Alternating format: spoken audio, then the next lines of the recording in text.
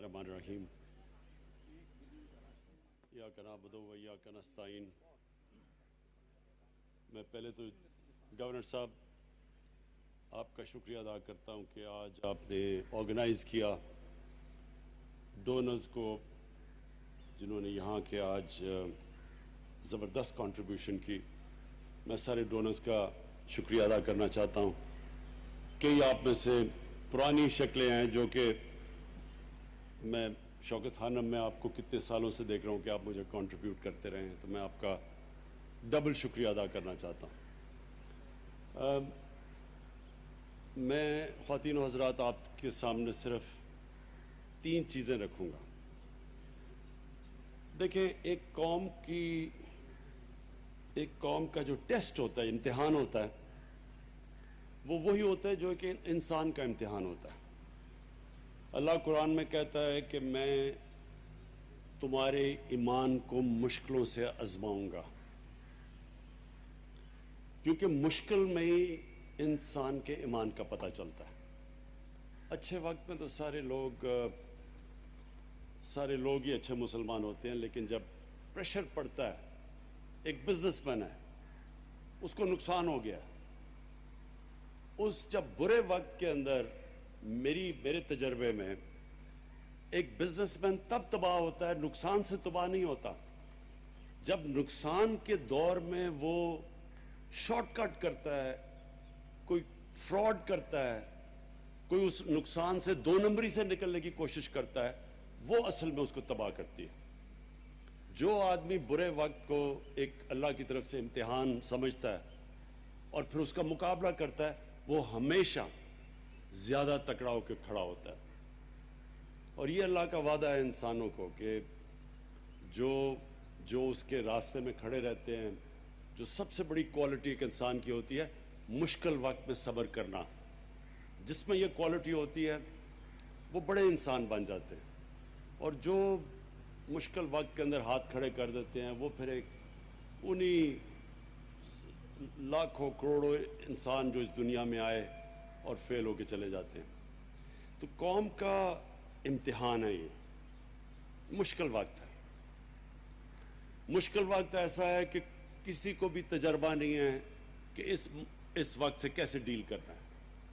آپ ساری دنیا کے اندر دیکھ رہے ہیں، وہ ملک جن کے اندر ہمارے سے کئی گنا زیادہ وسائل، ادارے ہمارے سے بہتر، زیادہ مضبوط، ان کے جو ہیلتھ سسٹم ہے، اس میں ان کا صرف ہیلتھ سسٹم پہ وہ اتنا پیسہ خرچ کرتے ہیں جو ہم سارا سال اپنے 22 کروڑ لوگوں کے اوپر نہیں خرچ کرتے۔ زبردست ہیلتھ سسٹم بھی ہیں۔ ریلیف پیکج امریکہ دیتا ہے 2000 ارب ڈالر کا، ہم مشکل سے 8 ارب ڈالر کا ریلیف پیکج دے سکتے ہیں۔ تو صرف میں بتا رہا ہوں کہ وسائل کتنا ہمارے میں اور امیر ملکوں کے وسائل میں کتنا فرق ہے، اور اس کے باوجود آپ ان کے آج حالات دیکھیں، ایک سسٹم، ایک بریک ڈاؤن آپ دیکھ رہے ہیں وہاں۔ یعنی وہ ملک جو ہم سمجھتے تھے ہمارے سے، ہم ان کی طرف دیکھتے تھے کہ دیکھیں، مثال دیتے تھے کہ یہ ہے ترقی، آج ان کے حالات دیکھیں۔ تو یہ ہمارے لیے ایک بہت بڑا امتحان ہے۔ اگر ان ملکوں کا یہ حال ہو سکتا ہے تو ہمارے ملک میں تو ویسے ہی حالات برے تھے، غربت زیادہ ہے۔ وہ لوگ جو کہ غربت کی لکیر سے نیچے ہیں، وہی تقریباً 5-6 کروڑ لوگ ہیں پاکستان میں۔ یعنی پہلے سے ہی 5-6 کروڑ ایسے لوگ تھے جو 2 وقت کی روٹی نہیں کھا سکتے، اور اوپر 5 کروڑ ان کے ایسے لوگ ہیں جو کہ اگر ایک زندگی میں جھٹکا پڑتا ہے تو وہ بھی غربت کی لکیر سے نیچے چلے جاتے ہیں۔ تو اس لیے ہمارے لیے بہت بڑا امتحان ہے۔ میں اس کو بڑا چیلنج سمجھتا ہوں، اور میں سمجھتا ہوں کہ انشاءاللہ جب یہ قوم اس چیلنج سے نکلے گی تو یہ بالکل مختلف قوم ہوگی۔ یہ وہ قوم ہوگی جو انشاءاللہ میں ہمیشہ سمجھتا تھا کہ اس کو بننا چاہیے۔ اور کیا قوم بننا چاہیے تھی؟ جس کی وجہ سے یہ قوم بنی تھی، جو ویژن تھی، جو نظریہ تھا پاکستان کا، ایک بہت بڑا نظریہ تھا جس کو ہم بھول بیٹھے ہیں، جس کو ہم نے کبھی اس کی اہمیت ہی نہیں دی۔ لوگوں کو یاد ہی نہیں کرایا کہ یہ پاکستان بنا کیوں تھا. ایک بڑا نظریہ تھا، اسلامی فلاحی ریاست. یہ علامہ اقبال کی اگر آپ سارا فلسفہ پڑھیں تو آپ کو پتہ چلے گا کہ بہت بڑا خواب تھا. ہم نے تو دنیا میں مثال بننا تھا کہ اصل میں اسلام کیا ہے. ہم نے ایک ماڈل بنانا تھا کہ انسانیت اور انصاف کا نظام کیا ہوتا ہے. بدقسمتی سے اس سے ہم بہت دور چلے گئے، اور اگر ہماری مشکلیں، اگر ہماری دنیا میں ہمیں عزت نہیں ملی، اگر ایک وقت پہ عزت ملتے ملتے کم ہوتی گئی، اس کی بنیادی وجہ یہ ہے کہ ہم اپنی ویژن، اپنے نظریے سے بہت دور چلے گئے. جو وعدہ تھا پاکستان کا، اس وعدے سے پیچھے چلے گئے. تو یہ اب ایک ملک کے اوپر امتحان آ گیا. یہ ایک چیلنج ہے کہ کیا اس چیلنج میں کیا ہمارا ملک کھڑا ہوگا، کیا ایک مضبوط ملک بن کے نکلے گا.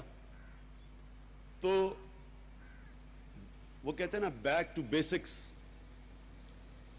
ایک وقت پہ جب ہمارے نبی صلی اللہ علیہ وسلم مدینہ پہنچے تو وہ دور، کیونکہ وہ ضرور سٹڈی کریں، اس لیے سٹڈی کریں، میں اس لیے آپ سارے لوگوں کو کہتا ہوں، بدقسمتی سے ہم اسلام کو استعمال کرتے ہیں اور وجوہات کے لیے، ووٹ لینے کے لیے وغیرہ وغیرہ، لیکن ہم یہ نہیں سمجھتے کہ جب ہمیں اللہ نے قرآن میں کہا تھا کہ نبی صلی اللہ علیہ وسلم کی زندگی سے سیکھو، تو اللہ نے ہمیں یہ کیوں کہا تھا؟ کیونکہ اللہ نے ساری چیزیں تو ہماری بہتری کے لیے کی ہیں. قرآن تو ہے ہی ہماری بہتری کے لیے. اللہ کو تو کوئی فرق نہیں پڑتا، اللہ تو خود کفیل ہے. اللہ کا وعدہ یہ ہے کہ اگر تم اس پہ چلو گے تو تب تم ایک عظیم انسان بنو گے. تو وہ جو مدینہ کی ریاست ہمارے نبی صلی اللہ علیہ وسلم نے بنائی تھی، وہ ماڈل تھا جس کی وجہ سے مسلمان اگلے 700 سال تک دنیا کی سب سے عظیم قوم بنے تھے. وہ ماڈل تھا، وہ ماڈل تھا مدینہ کا. تو اس میں کیا کیا تھا؟ جب وہ برے حالات کے اندر مدینہ پہنچے مکہ سے، تو کیا ہوا تھا؟ ایک انسانیت کا نظام آیا تھا.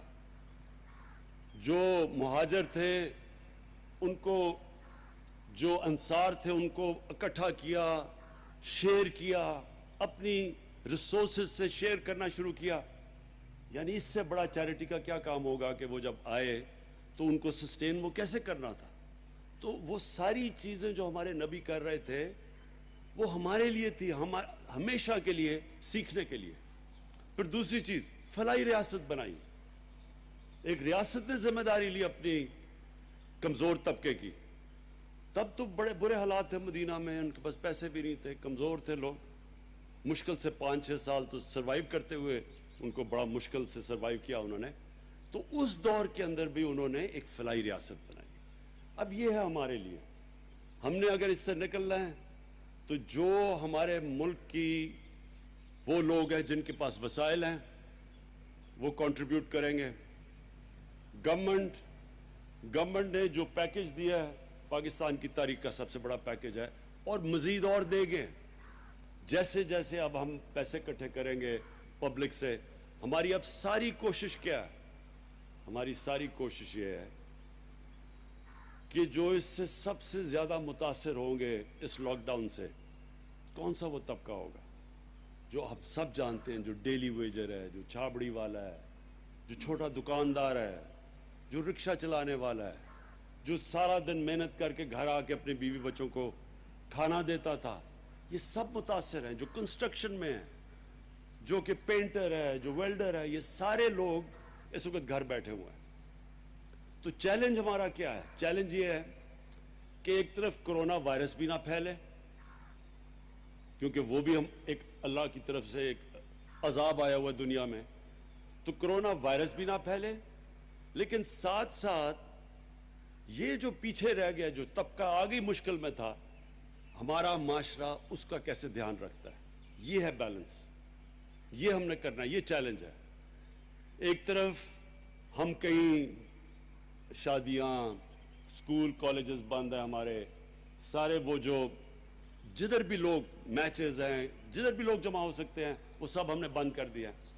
لیکن دوسری طرف ہم نے اپنے ملک کو اس طرح چلانا ہے کہ بالکل جو ہمارا اتنا کم از کم 10 کروڑ لوگ ہیں جو متاثر ہیں اس سے بری طرح، اور بھی متاثر ہیں، سفید کو پوش بھی متاثر ہوں گے، آج نہیں تو مہینے کے بعد ہوں گے، تو ان کو ہم نے کیسے رکھنا ہے، جس کی وجہ سے ہم نے کنسٹرکشن کی انڈسٹری کھول دی ہے، کیونکہ ہم سب سڑکیں بنانے پہ، گھر بنانے میں، کنسٹرکشن میں، اور اگر بڑی کنسٹرکشن ہے جیسے زیادہ لیبر ہے اس کو وہی کنسٹرکشن سائٹ پہ اگر ہم رکھ لیں، اگر ہم اپنی حکمت استعمال کریں تو کم از کم کنسٹرکشن کے اندر، شہروں کے اندر سب سے زیادہ لوگوں کو روزگار مل سکتا ہے۔ دیہات کے اندر ایگریکلچر وہ ہم نے مکمل طور پہ کھولا ہوا ہے، وہاں کسان پوری طرح، ان کے لیے کوئی رکاوٹ نہیں ہے، اور سب سے زیادہ لوگ ادھر ان کو روزگار ملتا ہے ایگریکلچر میں۔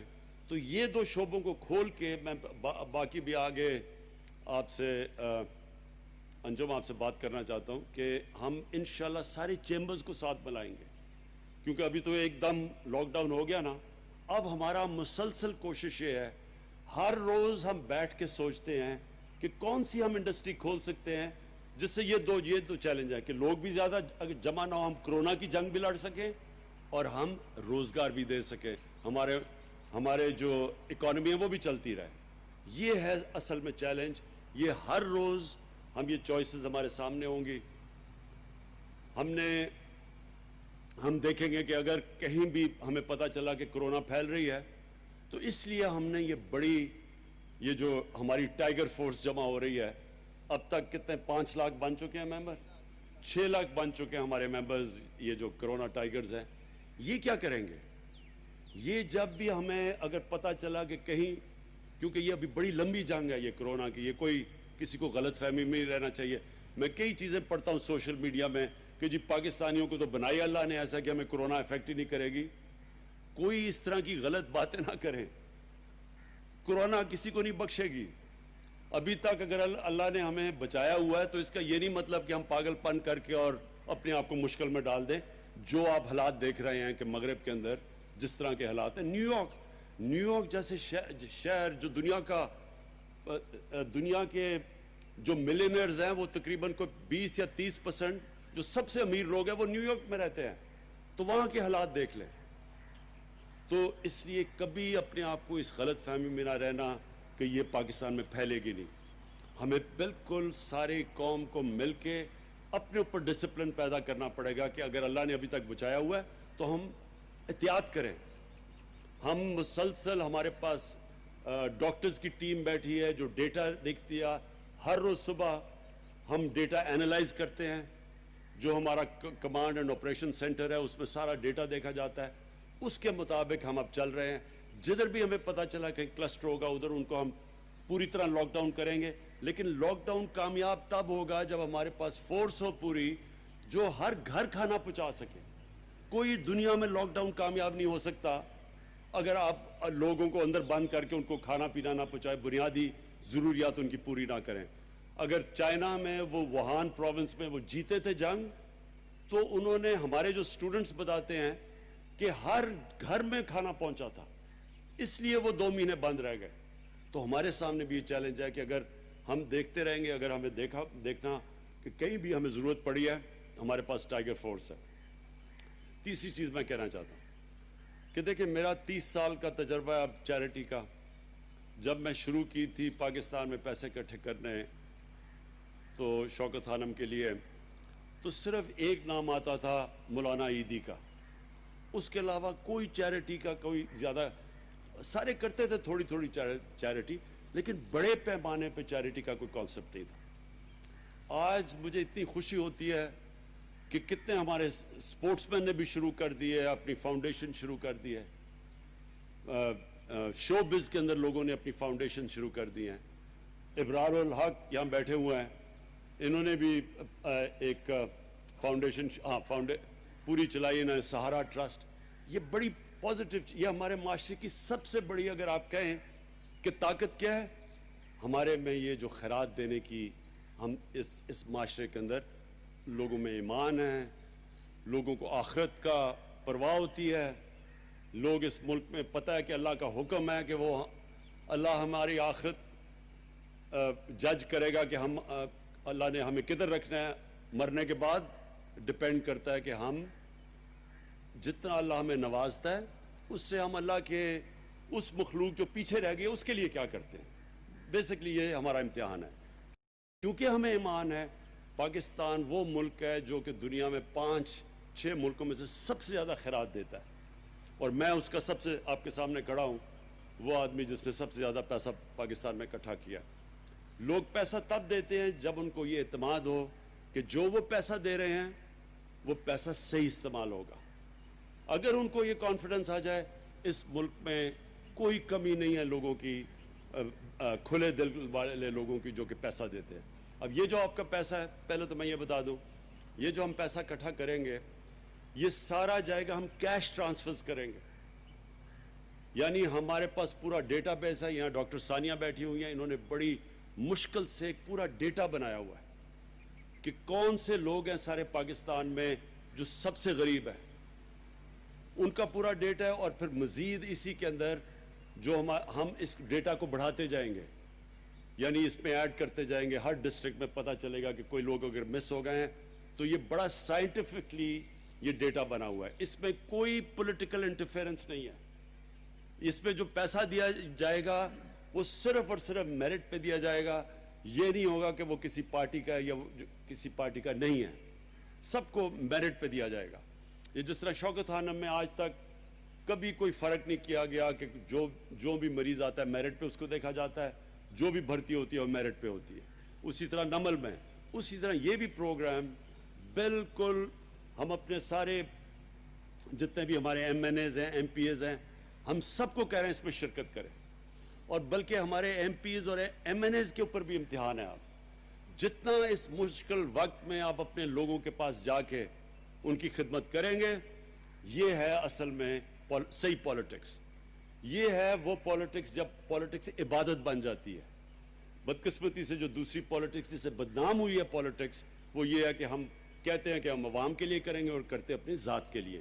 تو یہ ہمارے پولیٹیشنز کے لیے بھی بہت بڑا چیلنج ہے، ملک کے لیے بھی چیلنج ہے، اور انشاءاللہ جو میں چاہتا ہوں اب کہ ہم ایک ساری جتنے بھی چیریٹیبل ایفرٹ، جتنے بھی خیراتی ادارے کام کر رہے ہیں، ہماری کوشش یہ ہے کہ ثانیہ آپ نے وہ پیج لانچ کر دیا ابھی تک فیس بک پہ؟ اگلے ہفتے انشاءاللہ وہ ہم پیج لانچ کر رہے ہیں، اور یہ ذرا میں آپ کو آخر میں یہ بتا دوں یہ ہے کیا۔ فیس بک پہ ایک پیج لانچ ہوگا، اس میں ایک تو ہر جگہ سے پاکستان سے جدھر لوگ مشکل وقت میں ہیں وہ اس پیج کے اوپر ان کو ہم ایڈریسز پتہ چل جائے گا کہ کون کس ضلع میں کس محلے میں مشکل وقت میں اور ان کو امداد چاہیے۔ دوسری طرف جو بھی چیریٹی دینا چاہتا ہے ہم انہوں کہیں گے رجسٹر کریں، اور ہم ان ساروں کو بتا دیں گے کہ یہ لوگ ہیں جو مستحق ہیں، جو ہم چیک کر چکے ہوں گے ہماری ایڈمنسٹریشن کے ذریعے۔ آپ ان لوگوں کو جو بھی دینا چاہتا ہے ان کو اکٹھا کر دیں گے۔ اس کا مقصد کیا ہے کہ ڈپلیکیشن نہ ہو، یہ نہ ہو کہ جس طرح زلزلے میں اور جب میں کام کر رہا تھا اور اس میں فلڈز میں جب میں نے دیکھا کہ ایک جگہ کے اوپر اتنا زیادہ لوگوں نے اناج جمع کر کے دے دیا کہ وہ لوگوں نے بیچنا شروع کر دیا، اور دوسری طرف لوگ بھوکے تھے۔ تو ہم یہ چاہتے ہیں کہ اس بار ایک بڑا آرگنائزڈ ہماری چیریٹیبل یہ جب ایفرٹ ہو، جس پہ گورنمنٹ بھی کام کر رہی ہو، ساری پاکستان کے لوگ بھی کام کر رہے ہوں، لیکن ایک آرگنائز طریقے سے ہو تاکہ جو بھی ہمارے وسائل ہو وہ صحیح طرح خرچ ہو۔ میں پھر سے آپ سب کا شکر گزار ہوں اور آپ کا شکریہ ادا کرتا ہوں جو آپ نے آج ڈونیشنز دیے ہیں۔ چودھری صاحب آپ کا بھی، میں عثمان بزدار آپ کو خاص طور پہ کہنا چاہتا ہوں کہ بڑی اچھی رپورٹس آ رہی ہیں پنجاب میں کہ بڑے آرگنائز طریقے سے آپ یہ کام کر رہے ہیں۔ Thank you G.